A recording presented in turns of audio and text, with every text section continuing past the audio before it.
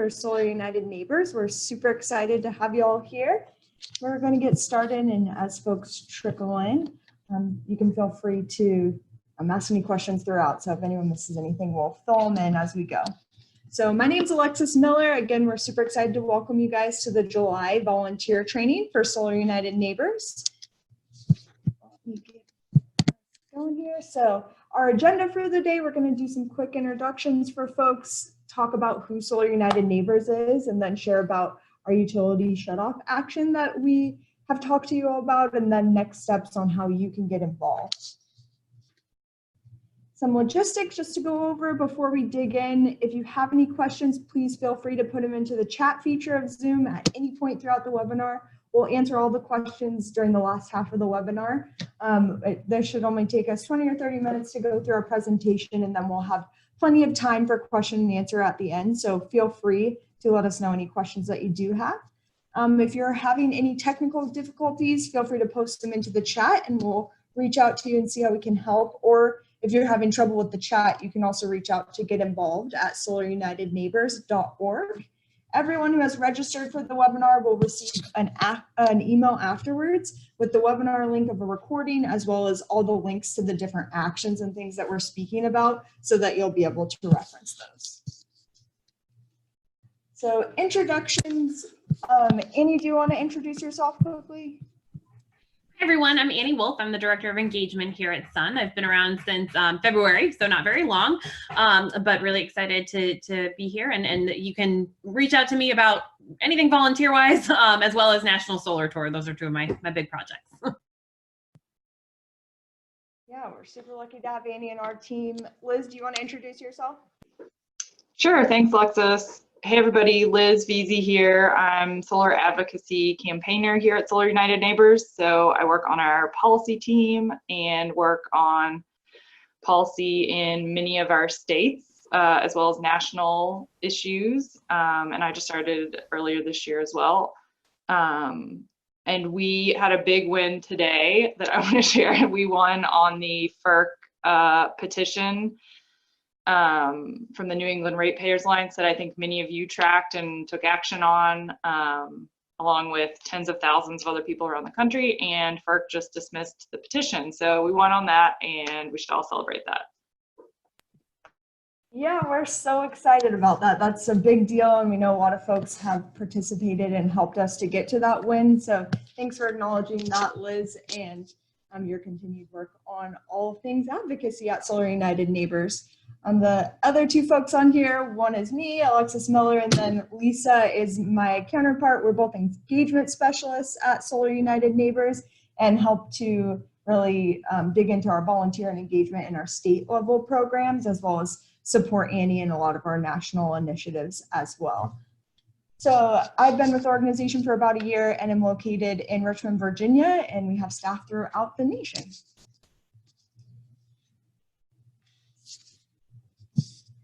An overview of Solar United Neighbors, just so you can know a little bit more about who we are as an organization. We are a 501c3 nonprofit organization. As I mentioned, we work throughout the nation. We provide education and technical assistance for those who are interested in going solar. And as part of that, we really seek to be a non-biased consumer advocate. So as a part of that, we're installer neutral and financing neutral. And a big piece to our work, as Liz alluded to, is that we advocate for policies that support solar and make everywhere a solar-friendly place to go solar, and be able to have policies that make sense for people to go solar. So a lot of our work is based in advocacy around those kinds of policies. This is our mission statement. We're a community of people building a new energy system with rooftop solar at the cornerstone. We help people to go solar, join together, and fight for their energy rights. Those three pillars are super important to the work we do, helping folks to go solar through, we have a co-op model where we help folks go solar through a group, and then we also have a membership where folks individually can get our consulting services to be able to help them make a smart decision about going solar. So as we help more folks to go solar, we have more people to join together, And as we have more folks to join together, we can fight for all of our energy rights, which helps to make solar more accessible to more folks. So more people can go solar and more people can join together and more people can fight for our energy rights. So it's a self-fulfilling circle, we like to say, where it helps to really build the solar movement. So what can you do to help? And every month at Solar United Neighbors, we have a volunteer action where no matter where you're located, you can take part in this volunteer action and help to build the solar movement in your community and throughout the nation. So for this month, we're focusing on the fight against utility shutoff. So there are two pieces to that puzzle. One is gathering information on utility policies, and then the other part is taking action on that. So we'll dig into what that looks like and how you do that. And first just wanted to start out with some information on why we're focusing on this, why does this matter? And I'll talk briefly about this, and then we're super excited to have a guest speaker who will talk more in depth about the work that he and the organizations that he's a part of is doing specifically in Florida. So excited to have them on the call. So why does this matter? It matters because this is a basic human right. Access to water, electricity, gas, and the internet are things that we consider basic human rights that are important to every single person to have. So we're really focusing on making sure that this is something that everyone has access to. And how big is the issue? Why does this matter for folks on a numbers scale? This is according to 2017 census data, and it says that 1.2 million households within the past 3 months had experienced utility shutoffs, and 18.4 million households had reported receiving notice that they were going to have their utility shut off due to missed payments. So it's a big deal, and that's a lot of people to be affected. And in strong correlation with that is that this lack of access to these essential utility services disproportionately affects those who are in low wealth communities, communities of color, and tribes. And as part of Sun's vision statement, we envision a clean, equitable energy system. So making sure that there are policies that make sure that everyone has access and there is an equitable policy across utilities to make sure everyone has this access is very important to our work and the foundation of the work that we want to do as an organization. So we're really excited about this action. I think it really will have a big impact throughout the nation. And like I mentioned, we have our guest speaker, Mackenzie, here with us today from the new Florida Majority. So, excuse me, I'll let Mackenzie take over and talk more about the work that he's done, kind of put a face to the work of what is happening and the effects that this has on the communities that he works in. Yeah, where do I begin? I'd say it was about 4 or 5 months. So my name's, to start off, my name's Mackenzie. I'm the climate justice organizer for New Florida Majority. We're an organization that based in Florida that focuses on building independent political power for Black and Brown communities. We have different bodies of work, and mine particularly is the climate justice work. I'm also co-chair to the Clean Energy Working Group, which is a part of the Miami Climate Alliance. These are a lot of groups, but the Miami Climate Alliance is an organization consisting of, I believe, 80 odd community organizations with different disciplines, but our main focus is, climate issues. And so we organize, within the Miami Climate Alliance and partner up, and, we have these different working groups. So yeah, I'm co-chair to the Clean Energy Working Group. By no means am I an expert in energy. I'm learning as I'm going. My particular focus was the justice aspect of it. I understood, Alexis just said, when it comes to Black and Brown communities, lower income communities, there's a disproportionate impact. We face higher energy burdens, as far as energy efficient homes, it's not, you're not going to find those in the communities that I work in, right? Around the COVID, around the time when COVID crisis began, one of our colleagues that was in the Clean Energy Working Group emailed or sent a letter to the CEO of Florida Power and Lights, and that's one of the major utilities companies in Florida, especially the South Florida, West Coast, or East Coast part of Florida. But yeah, it's one of the major utilities companies in Florida, and she wrote out a letter just basically stating, just ask, demanding, necessarily, we have make sure to shut off a moratorium. And, the Clean Energy Working Group took on that. And we, had a follow-up letter asking for that and more demands. So such as like, waiving late fees and not back charging customers, and reconnecting those that were disconnected prior to the prior to COVID happening. And so, we've been, we started off that fight early in March. It's been a difficult, fight, especially with FPL's very, powerful organization.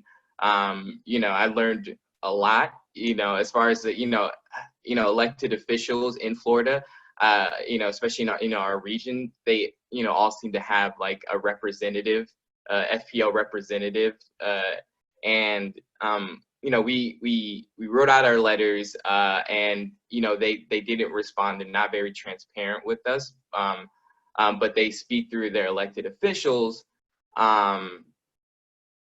and basically, when we wrote out those letters, they FPL was pretty much communicating communicating through elected officials and saying they're being very vague as far as relief and providing relief and being super transparent with customers, because they're concerned about them not paying their utilities bills. So this is kind of like the situation we face, is not being transparent, not communicating with us. They, we wrote out a few letters and they haven't, communicated with us directly. But our next step after writing the letters and directing to FPL was to reach out to our elected officials.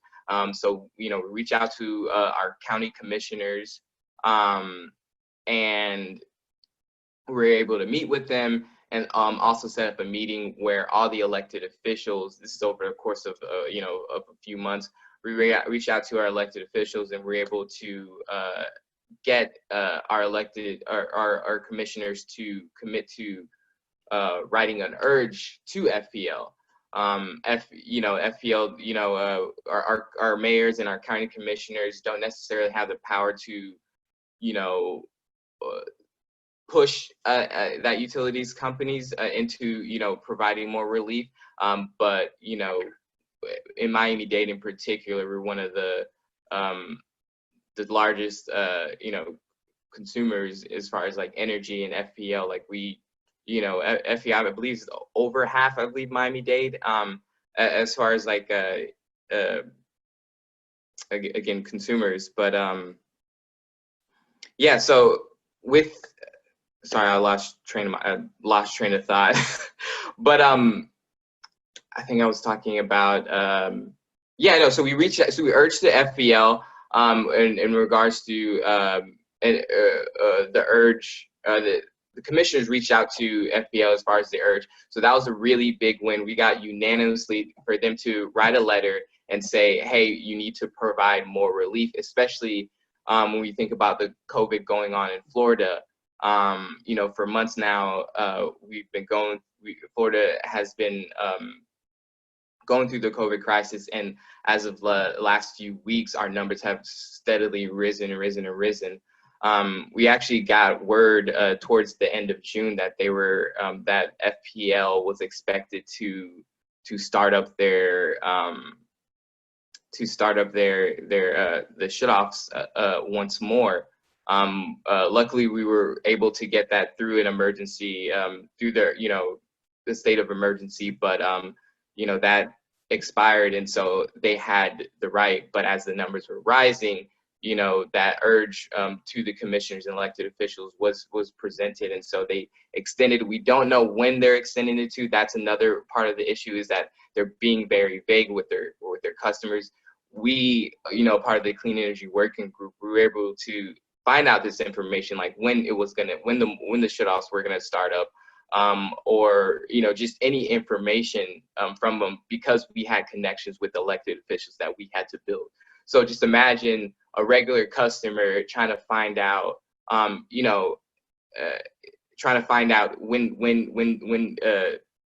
their lights are going to be shut off. They're not necessarily sure that utilities company is playing with people's lives and emotions, and we're trying what we can.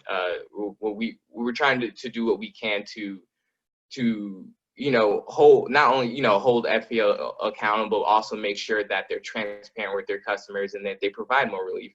At this moment, specifically in that letter, we tried to all the commissioners, this is really big for Miami-Dade in particular, that all the commissioners wrote out a letter to FPL asking for to waive late fees, looking for bill forgiveness, extending the shutoff moratorium at least 60 days. We wanted the whole year, but 60 days was for them, and then actually asking for additional relief payments, because they only provided one bill reduction over the last 5 months.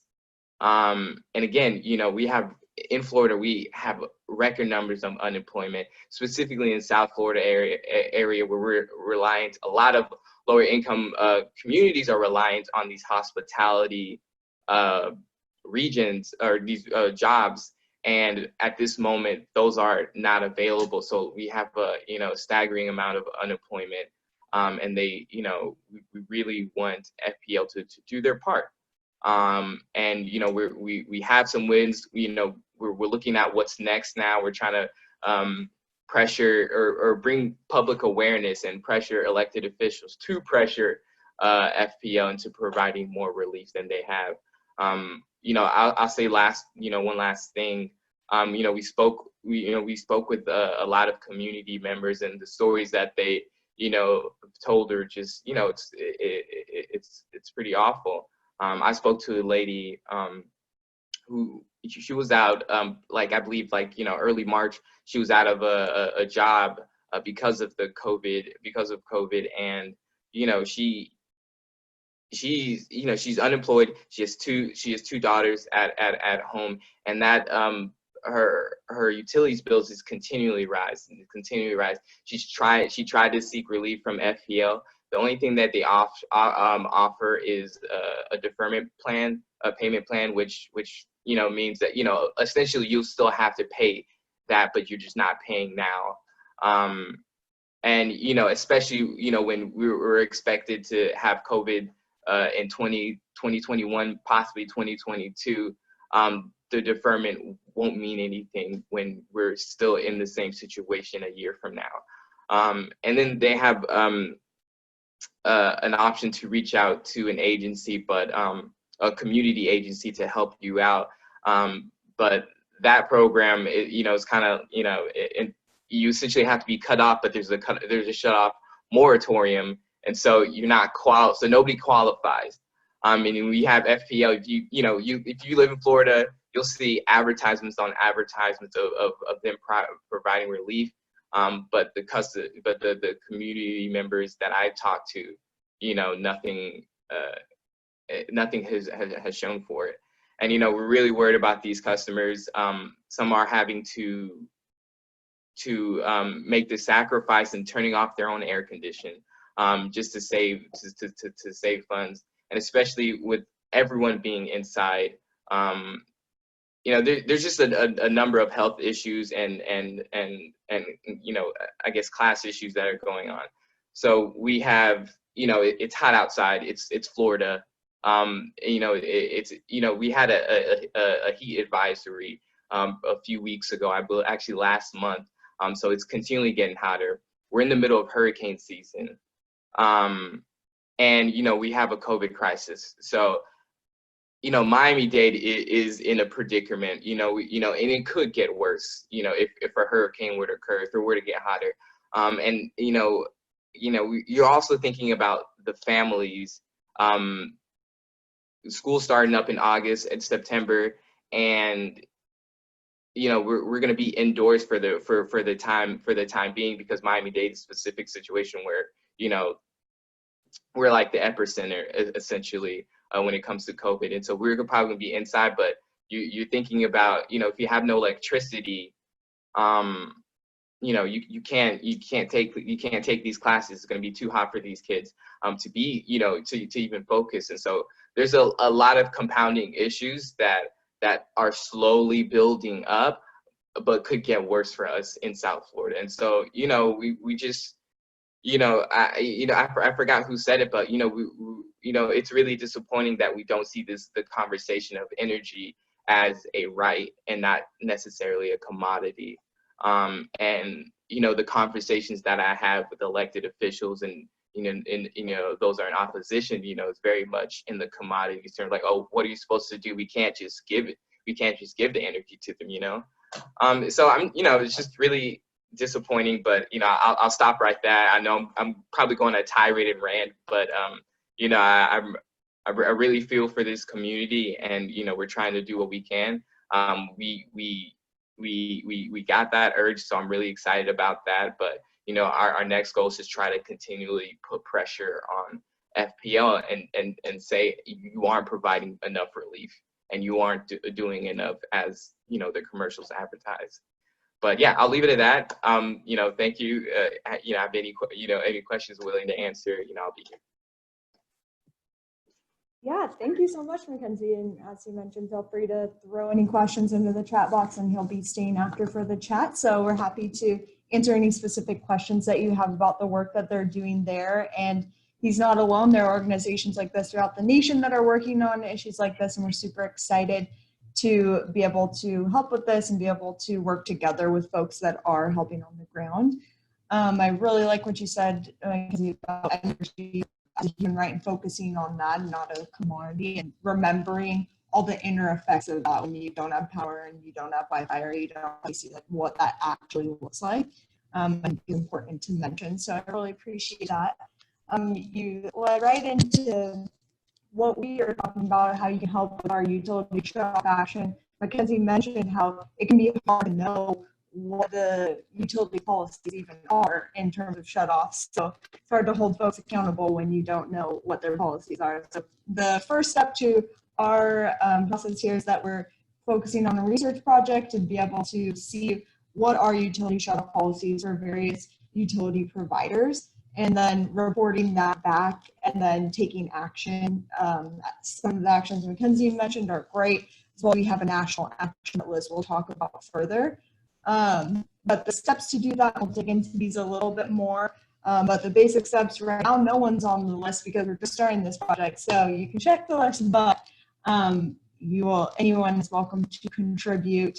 We'll be sending out the links for checking the list of who's on there and how to research, and the toolkit with all of these steps. So you'll be getting that information after this.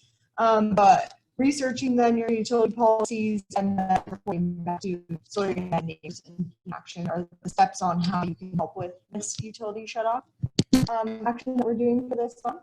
So what are we asking? What are we looking for? What information do we want? The basics are, does the utility system service disconnections during these specific things? So there are different options, like during months of the year, during days of the week, because of financial hardship, because the age of folks in the household. If there's elderly or super young children, do they suspend service disconnections, or based on income or household size? So digging into and figuring out what those policies are. And then also, as Mackenzie mentioned, there has been a ton of effects from Corona. And so looking into what their policies were during the COVID pandemic, and if that's still happening, their suspended service or not, and where things stand with that. So how to do this research, we recommend starting with the utilities website. Here's an example. Annie will actually run through specifically how she found this example, but going to their website and seeing if you can find the information, searching if there's a search bar for shut off and seeing if you can connect to what their policy is if it's online. If you don't see it online, we recommend calling them and seeing if you can get that information from someone. If they don't know, seeing if you can get the email or phone number for someone who would know. So just kind of digging deeper to be able to find that information. I'm going to stop sharing my screen so that you can take over for a second. Sounds good. All right. Okay. So I had it a little bit easy because Massachusetts is my utility. I live in Salem, Massachusetts, and my provider is a little bit. Of course, I spelled it wrong, but they are a little bit more transparent with some of the policies. So Massachusetts, as a state, has a policy. So I started with Google and just figuring, just the basic search for sure. But I'll also show you National Grid is my electricity and gas provider, and I'll show you that too. I'm proud of my state in many ways because we do have this moratorium based on financial hardship and also some health criteria or age criteria. So that's something. And then, as you can imagine, it gets incredibly cold here. So between in the winter months, we have a shut off moratorium. So this is all information that I'd input in the spreadsheet and questions that we do ask. So that's definitely something, but we don't have really anything on here, at least directly about the COVID shutoffs, but National Grid. You can tell that I've Googled this multiple times. And National Grid provides electricity and gas for lots of different states. But it's harder to find the National Grid information. So definitely be aware of that with your utility, that it may take some digging and it also may take a phone call or an email. National Grid talks about its payment assistance program, which is okay, based on annual income. And so it takes a little bit, you have to scroll down a little bit to find the protection clause. So definitely keep that in mind. And we do include a link to this in the toolkit as well. It can be as simple as a Google, or it may take a little bit more effort to find that. But honestly, if it's taking a lot of effort to find your utility shutoff policies, then that's also something that we want to know because that's valuable information. So if you are struggling to find that, definitely submit that in the survey as well, because that's valuable information for us to have, and valuable information for us to have in terms of yourself and us advocating on behalf of better policies. So I will stop now. Thanks, Annie. And I'm super sorry, guys. I'm seeing now that my audio is not good. I'm going to try yelling. I don't know if that. No, it was cutting out a little bit. It's fine now. So we were intelligible the whole time. So well, luckily you guys don't have to hear from me for too much longer. So hopefully it's okay. I'm going to actually transition over to Liz to talk a little bit more about the national action that we have. And then we'll wrap up with just some next steps. Great, thanks, Alexis. And yeah, thank you, Mackenzie, for sharing about what's going on in Florida. I think that really provides a good example of the need for a national moratorium on utility shutoffs. And I want to thank the Center for Biological Diversity, who I think has done a lot nationally to bring people together around pushing for a national moratorium on utility shutoffs. So they, I think in March, organized more than 800 organizations, including Solar United Neighbors and many, many others, in a sign-on letter to Congress to implement a national moratorium. And I think that letter, along with additional advocacy work, led the U.S. House of Representatives to pass the HEROES Act in June. And that includes a national moratorium on utility shutoffs through the national emergency related to the coronavirus. And so now we, along with a number of other partners and the Center for Biological Diversity, are working to push the Senate to pass a similar bill or pass to pass something that has a national utility shutoff moratorium. And there is a bill in the Senate that I think Senator Merkley has introduced, and we now have an action alert up on our website that will help you connect with your senators and ask them to support this important policy. So I guess that's sort of it in a nutshell. Oh, and the Senate bill also includes some investments in distributed energy resources to sort of help hopefully reduce shutoffs in the future. So I think that's a really great addition to that bill. And I can put a link to the action and the bill in the chat, and happy to hang out and answer questions if people have them.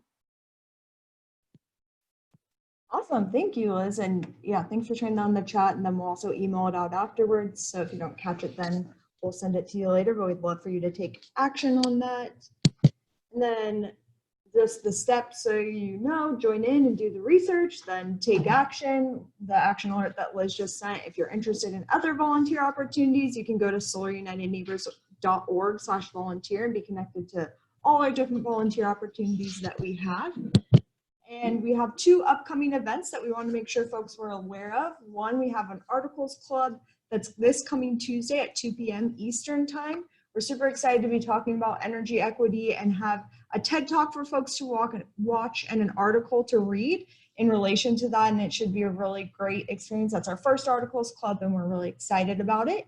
And then our other event that Liz is actually over is our Lobbying from Your Couch advocacy webinar that will be at the end of next week at 1 p.m. Eastern time. It will be really great lessons on how you can do lobbying at home, well, since a lot of us are stuck at home these days. So we'll be sending out the links for how you can RSVP for those as well.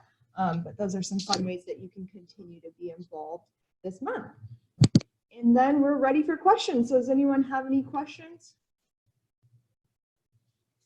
Haven't seen any come into the chat yet, although Carl shared that Arizona has actually banned the utility shutoffs until October 15th as part of the COVID emergency order. So that's a decent, especially as their cases are going up. And it's so hot there. And it's so hot there.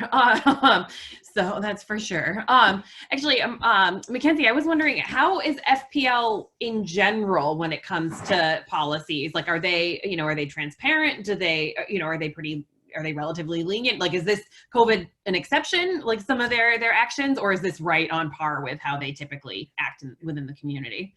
Yeah, it's right on par, honestly. Yeah, no, I haven't actually interacted. This is like, I guess first campaign with FPL, so I'm learning a lot. One of those being that, like I said, like I think we sent out maybe 2 or 3 letters. No response, but they would either a few days later update their website and be like, letter to customers, this is what we're doing, but it still be very vague, or we get more information from elected officials. But yeah, no, they're not particularly great, a little sensitive, as a company, they will not come at you, but they stand up for themselves, I guess. I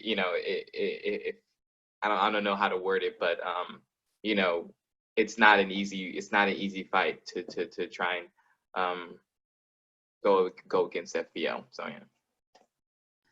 Well, thank you for doing what you're doing to to go up against them, for sure. And Carl, I'm sorry. I know that you mentioned that there's bad audio. I know Alexis had some audio issues. It's coming through clear for us now, so I'm not totally sure what's happening. But Lisa also shared that her brother lives in Miami, and she's heard similar experiences with rent assistance. So that's definitely. Oh, good, Carl, good. So I know Miami's having a tough time in many ways. Yeah, and this is a point that we try to get across as much as possible. If you're struggling with your rent, you're likely struggling with your electricity bill. So if you hear a lot of people's stories, I'm worried about being evicted, I can't pay my rent. they're likely going to put their money down, the money that they have towards their rent versus their utility bill. So, you know, these issues aren't like, you know, dissimilar from themselves, you know, like they go hand in hand. You know, we're trying to provide relief across the board.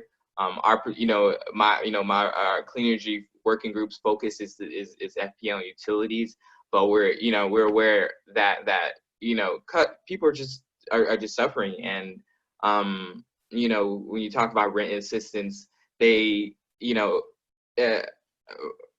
in Florida, the moratorium just extends like a month each, you know, just by a month.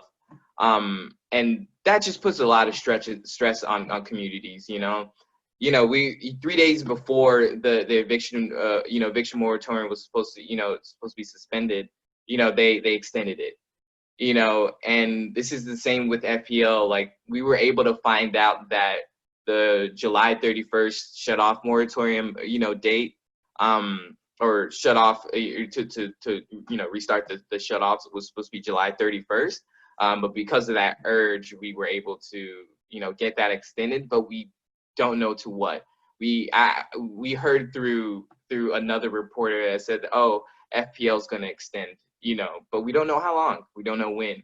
And, you know, a lot of people in Florida and Miami-Dade are just stuck waiting to see if they will have their lights on, if they will be in their homes. And, you know, it's just a very tough situation. It's terrible to put, you know, these residents through this each month, you know, having to worry about like if they're going to be kicked out or if their lights are going to be off, you know. Yeah, it just, I mean, there's no words. It's, you know, I can't imagine, especially if you have a family who you're trying to take care of. It's just heartbreaking. So,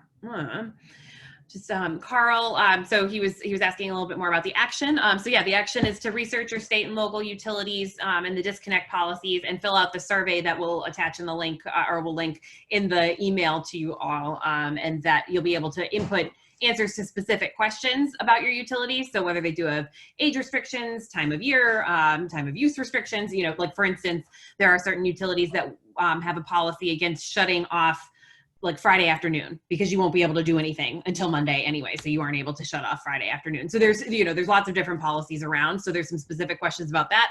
And then you're able to link to the web page if you're able to find one. So there's some specific questions that you'll be able to answer to, Carl. Other than that, does anybody else have any questions? And I think, Annie, there was a specific or an ask from Carl about putting info into the Energy and Policy Institute website. I think we're mostly using that as a reference for people to be able to access their state policies because someone else has already done that research. But if you find places where that is incorrect or you find updates to that, please do let us know. And we are in touch with and we work closely with some folks at Energy and Policy Institute, so we can make sure to let them know and try to get that updated in the table. So thanks. Thanks for that clarification, Liz. Yeah. Yeah. And I mean, so part of it is EPI did a great job of really focusing on COVID and making sure that they were bringing together the information about moratoriums specific to COVID. And so we're working with them to not only update those policies, but then to get a utility moratorium, you know, and shut off policy database overall. So we've expanded upon their work with their input to try to get the database that helps us advocate in the future. So sorry for misunderstanding that question, Carl. I'm glad Liz jumped in. So.